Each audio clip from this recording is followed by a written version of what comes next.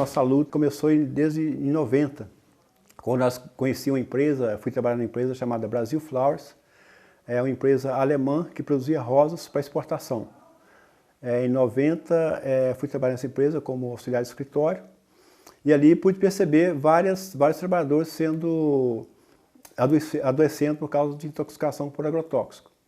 E a gente começou nessa época uma discussão lá de como fazer com esses trabalhadores que estavam sendo intoxicados.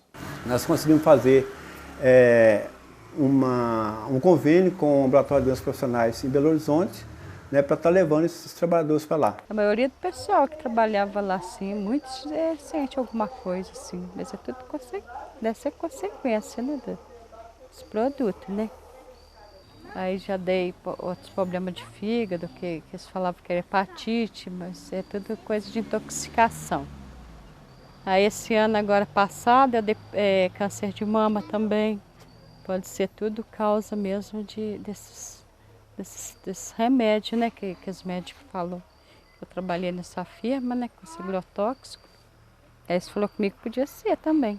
Depois que descobriram o problema da desintoxicação, que eles começaram a tirar a gente 1 hora antes, trocavam a gente de estufa. A gente ficava 1 hora durante a aplicação em outra estufa, depois retornava a estufa novamente. Mas no início, durante uns 3 anos, a gente teve contato direto mesmo com agrotóxico, com aplicador, tudo. Então a mulher tirava o espinho com uma luva. Então, quando a gente foi perceber, quando ela tirava o espinho daquela rosa, ela espetava. E quando ela espetava, essa rosa estava cheia de veneno agrícola. E esse veneno agrícola já caía diretamente no sangue dessa trabalhadora. Nós começamos a fazer reuniões escondidas da empresa para que não deixasse transparecer que a gente estava criando um sindicato.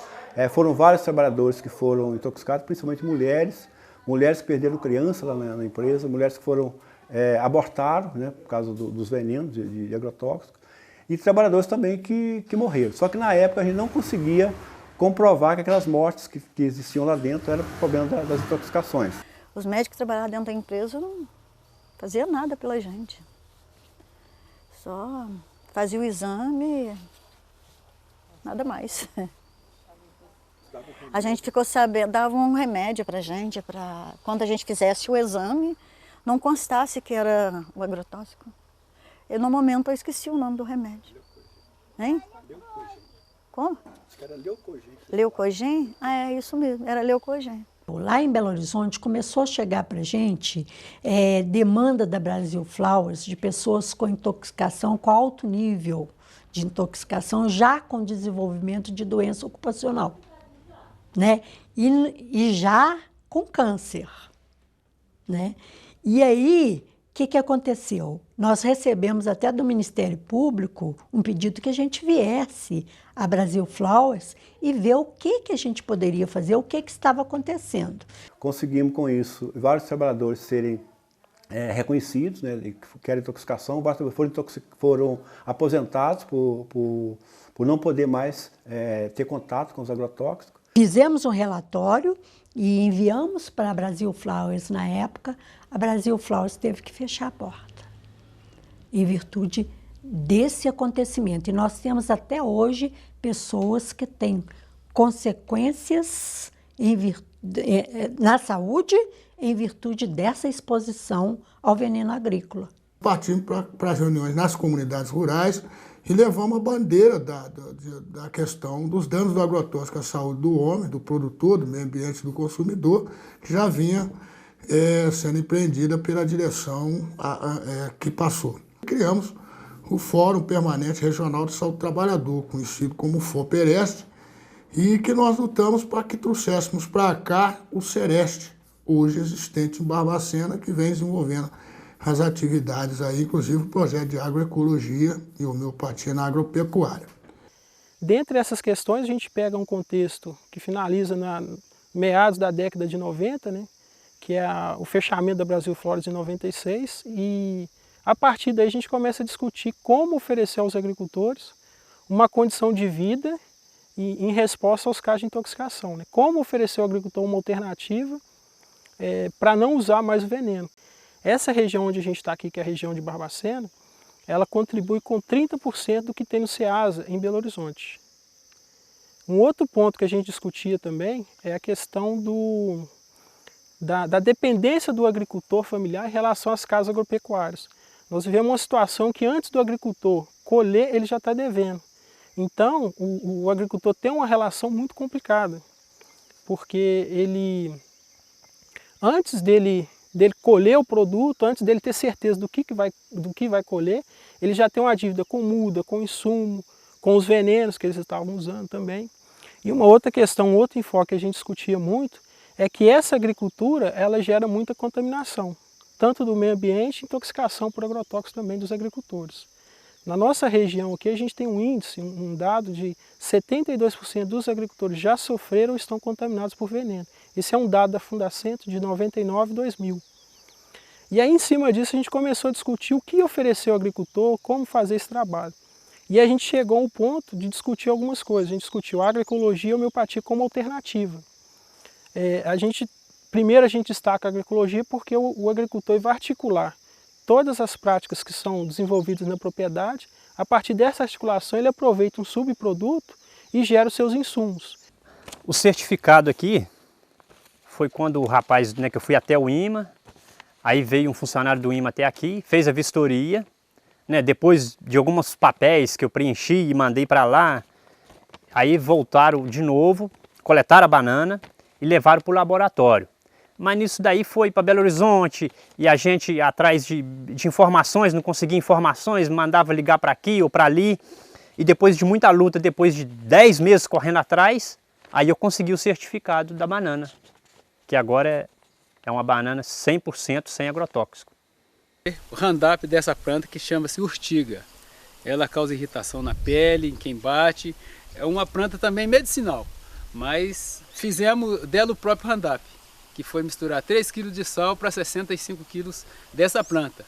Aí fizemos a proporção e fizemos o Roundup. E depois de ter tirado toda a substância dessa planta, eu adicionei na água e pulverizei nesse canteiro aqui todo, que era urtiga pura. Controlou a praga sem usar o veneno Roundup. Outros tipos de dissecantes. Esse aqui, é um dos melaços que o Anderson também nos ensinou nos projetos. Fez o melaço aqui para ser o pega-mosca. Porque ano passado, nas nossas fruteiras geral que estão vendo aqui, que já foi colhida, chegou numa época que isso aqui estava atolado todo de pé de plantas. E a gente começou um trabalho aqui com homeopatia há algum tempo, porque antes a gente mexia com veneno, que passava nas vacas e aí as vacas também, com poucos dias os carrapatos voltava tudo, e a gente também, às vezes passava o veneno, ficava com dor de cabeça, sentia algum tipo de mal.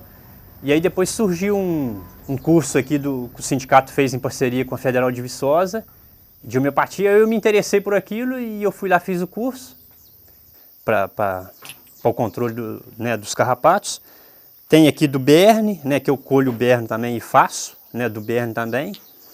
Tem essas aqui e tem também um óleo que eu faço aqui de banho-maria, que pego as folhas do nim, que tem até uma árvore ali perto do curral, e coloco no óleo de soja, cozinhar por 2 horas, no banho-maria, e depois no outro dia já está pronto para o uso.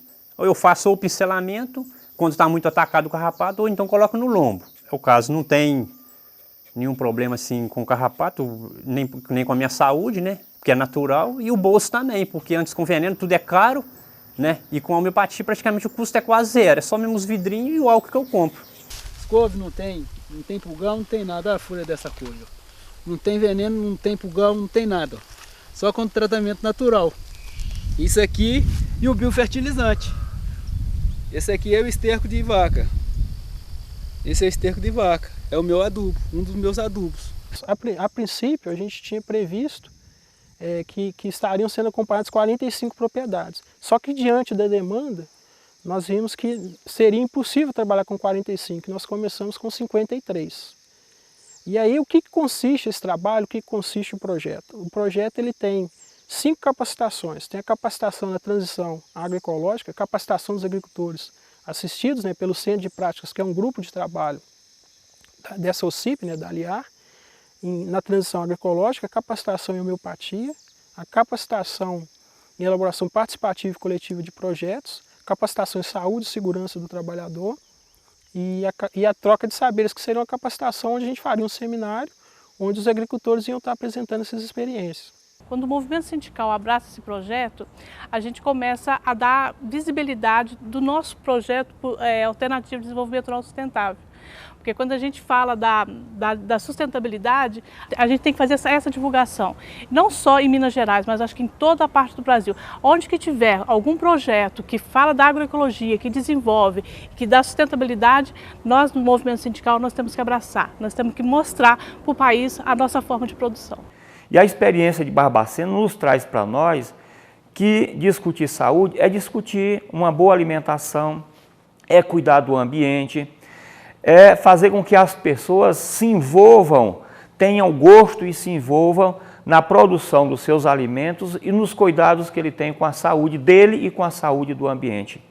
Portanto, são duas experiências que eu acho que nos chama para nós refletir, nós dos movimentos sociais e o movimento sindical, a CONTAG, as federações e os sindicatos e também o governo, para que essas ações, de forma articulada, elas tragam mais resultados positivos para atender às nossas histórias de reivindicação.